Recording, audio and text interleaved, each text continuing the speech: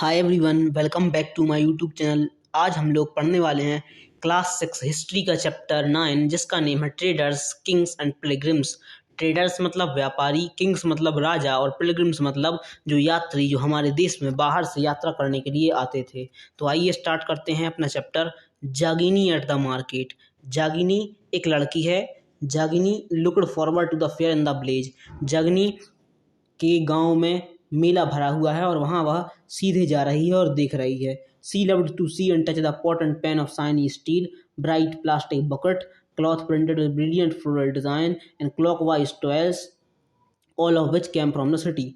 उसको यह देखना बहुत पसंद है। यह देख जो मेला है उसको देखना उसे बहुत पसंद है।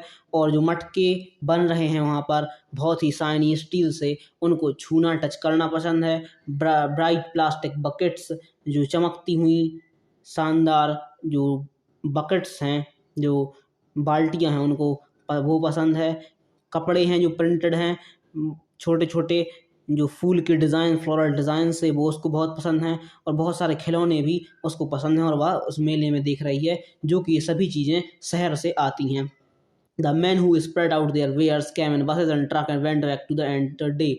और जो लोग इन सब चीज़ों को लाते हैं वह बसों में और ट्रक्स में इन सामान को लाते हैं और आते हैं शहरों में, गाँवों में मेले के लिए, फेयर के लिए, और शाम होते ही अपने घर वापस चले जाते हैं। Why way are they always on the move. ये क्यों हमेशा चलते रहते हैं और घूमते रहते हैं। सी वंडर्ड, उसने यह सोचा। Her mother explain that they were trader people who bought things when they were made and sold them elsewhere. और उसकी माँ ने फिर बताया उसको कि जो व्यापारी ट्रेडर्स होते हैं वह अपनी चीज़ें बनाते हैं, मैन्युफैक्चर करते हैं और बाहर शहरों में जाकर, गाँव में जाकर इन चीज़ों को बेचते हैं और पैसा कमाते हैं। How to find out about trade and traders. अब आइए जानते हैं हमें इन व्यापार और व्यापारियों के बारे में पता कैसे चला। You read about the northern black polished ware in chapter 8। हमने अपने चैप्टर 8 में नॉर्थर्न ब्लैक पॉलिश्ड बेयर के बारे में पढ़ा हुआ है। This fine pottery special bowls and plates were found from several archaeological site throughout the subcontinent. और यह हमें बहुत सुंदर सुंदर मटके, पोट्री, कटोरियाँ और प्लेट्स प्रोवाइड करती है आर्कोलॉजिकल साइट्स से। How do you think it reach these places. Trader may have carry from the places where they were made to sell them at other place. और जो व्यापारी होते हैं वह एक जगह अपनी सभी चीज़ों को बनाते हैं और दूसरी जगह उन चीज़ों को बेचने के लिए, सेल करने के लिए जाते हैं। South India was famous for gold spices specially paper and precious stone. और जो हमारा साउथ इंडिया है वह सोने चांदी के लिए, सोने के लिए और मसालों के लिए, स्पेशली जो काली मिर्च होती है, पेपर, उसके लिए, और जो रत्न मणि या जो कीमती पत्थर होते हैं उसके लिए बहुत फेमस है South India. But pepper was particularly value in Roman Empire. और जो पेपर है, काली मिर्च, वह रोमन एम्पायर में बहुत ही वैल्यूफुल थी। So much so that it's known as black gold. और इसको ब्लैक गोल्ड ही बोला जाता था रोमन एम्पायर में। Trader carry many of this good to Rome and ship across the sea and by land in caravans. और जो व्यापारी होते थे वह सामान बहुत सारा लाते थे रोम से, जहाज़ों में भरकर, समुद्र से पार कर कर, और कारावांस में, कारावांस ग्रुप होता है ट्रेडर्स का, जो वो साथ में चलते हैं, पूरा ग्रुप उनका ट्रेडर्स का, और वो यहाँ पर लाते थे हमारे यहाँ पर। There must have been quite lot of traders, many Roman gold coin have been found in South India.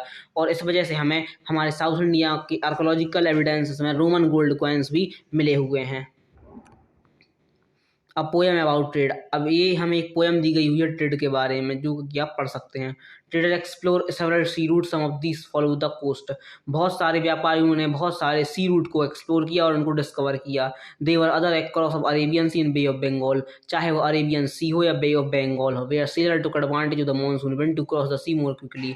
और लोगों ने अरेबियन सी और बे ऑफ बंगाल में जो मानसून की विंड्स आती हैं उनका फ़ायदा उठा के जल्दी से वह जो समुद्र होता था उससे पार कर लेते। So if they wanted to reach the western coast of subcontinent में ईस्टर्न अफ्रीका और अरेबिया, अगर लोगों को वेस्टर्न कोस्ट से अफ्रीका और अरेबिया जाना होता था तो वह साउथ वेस्ट मानसून का सहारा लेते थे। और जो उनकी शिप्स होती थी वह मानसून विंड की वजह से फोर्स उनमें लगती थी और वो बहुत ही लंबी जर्नी आसानी से कवर कर लेते थे।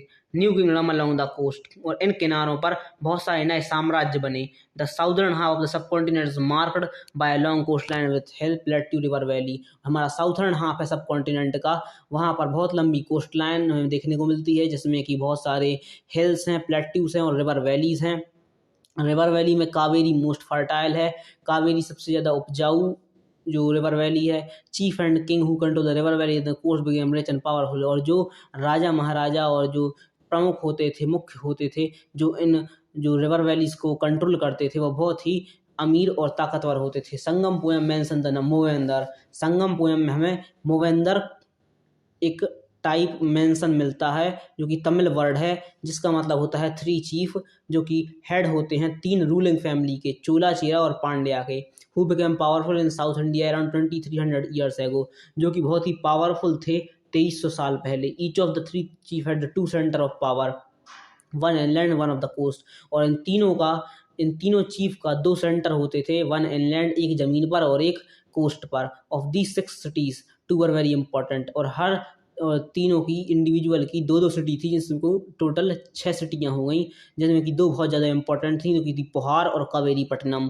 पोर्ट ऑफ द चोलास, जो कि चोलास का पोर्ट था, और मदुरई, जो कि पांड्यास का कैपिटल था। Chief did not collect regular tax, instead demand receive gift from the people. जो चीफ होते थे वह रेगुलर टैक्स कलेक्ट नहीं करते थे, वो डिमांड करते थे और लेते थे लोगों से gift. They also went on military expeditions and collected tribute from neighbouring areas. और यह जो सैन्य जो बल होता था, सैनिक इनकी टुकड़ी होती थी, वह उसको लीड करने के लिए दूसरी जो बाउंड्रीज होती थी, दूसरे किंगडम्स, उन पर हमला करने जाते थे और एक्सपीडिशन करते थे, मिलिट्री एक्सपीडिशंस, और वहाँ से ट्रिब्यूट कलेक्ट करके लाते थे नेबरिंग एरियाज से। अगर उनने उस राज्य को जीत लिया तो जितना भी उस राज्य में वेल्थ होती थी, उसको ये लोग कलेक्ट कर लेते थे ट्रिब्यूट की तरह। They kept some of the wealth, distribute the rest among their supporter including member of their family, soldier and poet. और ये वेल्थ वह अपने सपोर्टर्स में, अपने मेंबर्स में, फैमिली के, और सोल्जर्स और पोएट्स में बांट देते थे, डिवाइड कर देते थे। Many poet who compose in foreign Sangam collection compose poem in praise of chief who often rewarded them with precious stone, gold, horses, elephant, chariot and fine cloth.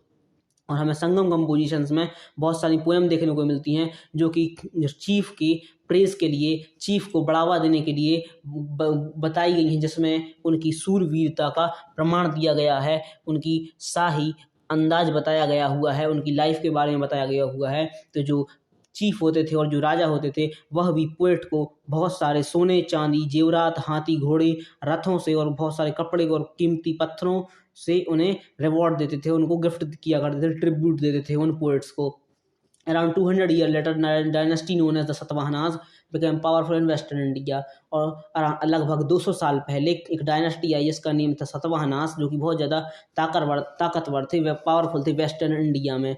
Most important ruler of the Satavahanas was Gautamiputra Shri Satakarni. और जो सबसे important ruler था सातवाहनास का, वो था Gautamiputra Shri Satakarni. We know about him from an inscription composed on behalf of his mother Gautami Balashri.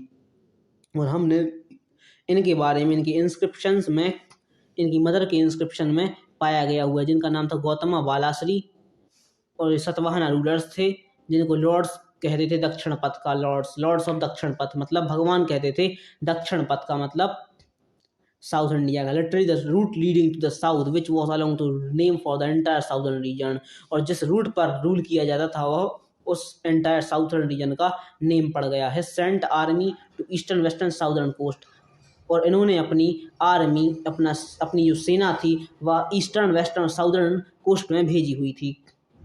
Story of the silk route. अब हम कहानी देखेंगे सिल्क रूट की। The rich glossy colour of silk as well as smooth texture make it highly valued fabric in most societies. जो rich और glossy, जो चिकनापन और जो शाइनिंग मटेरियल है सिल्क का, और जो इनका स्मूथ टेक्सचर है, हमें छूने में बहुत ही सॉफ्ट लगता है, वह सिल्क, वह उसकी इतनी सारी क्वालिटीज़ के होने के लिए हाईएस्ट वैल्यू फैब्रिक इसको माना गया हर सोसाइटी में। सिल्क एक कॉम्प्लिकेटेड प्रोसेस है सिल्क को बनाने की। रॉम्प silk has to be extracted from the cocoon of silk worm. और जो कच्चा सिल्क होता है, उसको हम सिल्क वॉर्म के कोकून से लेते हैं, उसको फिर धागे में स्पिन करते हैं, spin into thread and then woven into cloth, और उसको फिर बुनते हैं, उस धागे को बुनते हैं कपड़े को बनाने के लिए। Technique of making silk were first invented in China around 7000 years ago. और जो टेक्निक है सिल्क को बनाने की वह हमें फर्स्ट चाइना में इन्वेंट हुई थी 7,000 साल पहले। While the method remain a closely guarded secret for thousands of years, some people from China who went to distant land on foot, horseback on camel carry silk with them। और यह जो method थी वह हजारों साल तक China में ऐसा ही थी और कहीं बाहर नहीं गई थी। उसके बाद जब लोग आने जाने लगे, ट्रैवल करने लगे, कोई व्यापार करने हमारे भारत में भी आए बहुत से लोग, और अदर पार्ट्स ऑफ इंडिया में, अदर पार्ट्स ऑफ कंट्री में गए घोड़े से, ऊँट से, वो अपने साथ सिल्क ले जाते थे। और जिस वजह से जहाँ यहाँ जिस पाथ पे वह लोग ये सिल्क लेके गए उसको हमने सिल्क रूट कहा। Sometimes Chinese rulers sent gift of silk to Iran and West Asia. From there, the knowledge of silk spread further west। Chinese के रूलर्स ने गिफ्ट्स के तौर पर सिल्क को भेजा ईरान और वेस्ट एशिया के रूलर्स के लिए। तभी से जो नॉलेज है सिल्क की वह हमारे वेस्ट में फैल गई। About 2000 years ago, wearing silk became the famous among the ruler and rich people in Rome। और 2000 साल पहले सिल्क को पहनना बहुत ही शाही माना जाता था रूलर्स में और अमीर लोगों में, अमीर लोगों में रोम के। और ये बहुत ही एक्सपेंसिव, बहुत ही महंगा होता था। It had to be brought all the way from China along dangerous road through mountain deserts।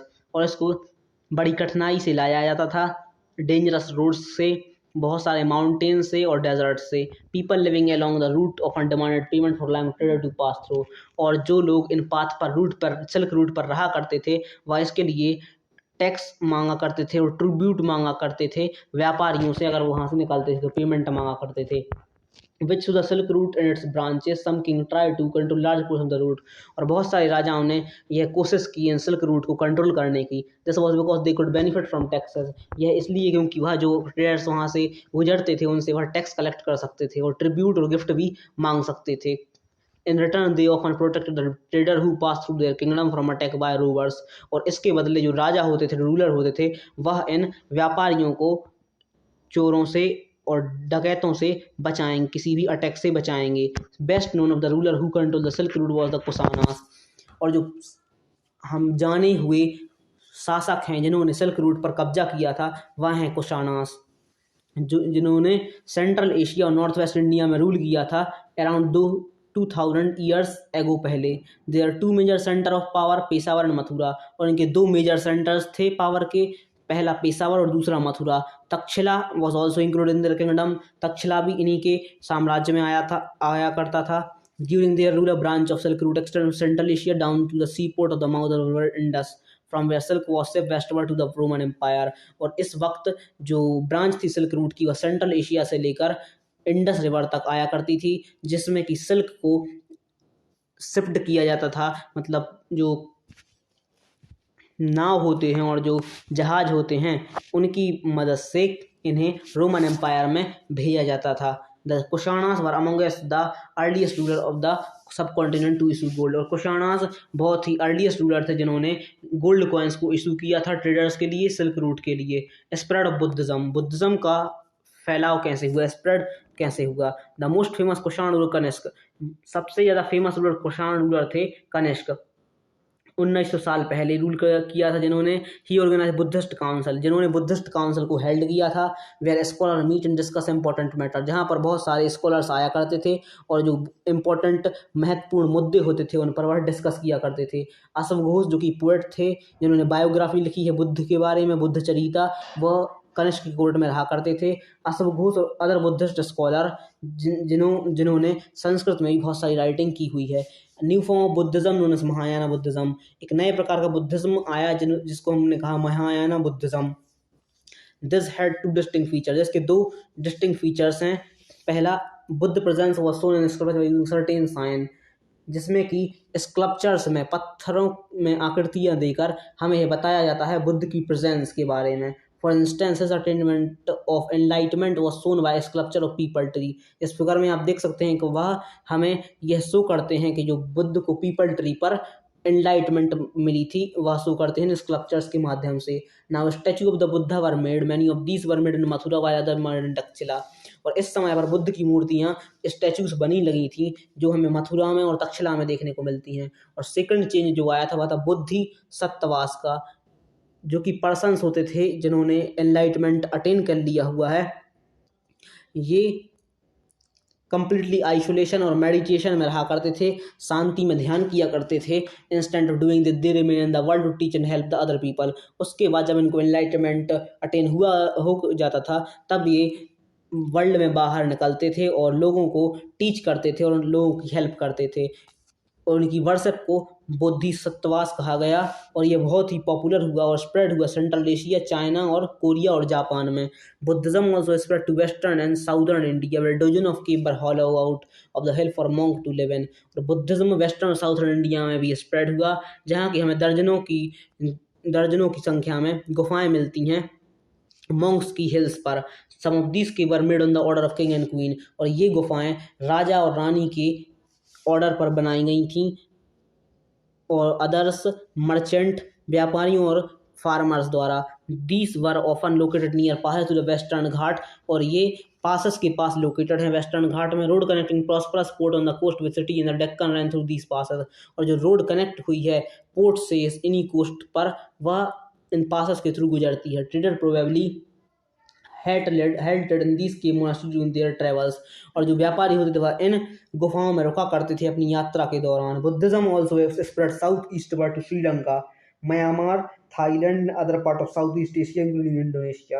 और बुद्धिज्म बहुत सारे इलाकों में स्प्रेड हुआ साउथ में, जैसे कि श्रीलंका, म्यांमार, थाईलैंड, इंडोनेशिया में। The older form of Buddhism known as Theravada Buddhism was more popular in these areas. और इन एरियाज में जो पुराना बुद्धिज्म का फॉर्म है, जिसको हम थेरावादा बुद्धिज्म कहते हैं, वह बहुत ही पॉपुलर हुआ इन एरियाज में।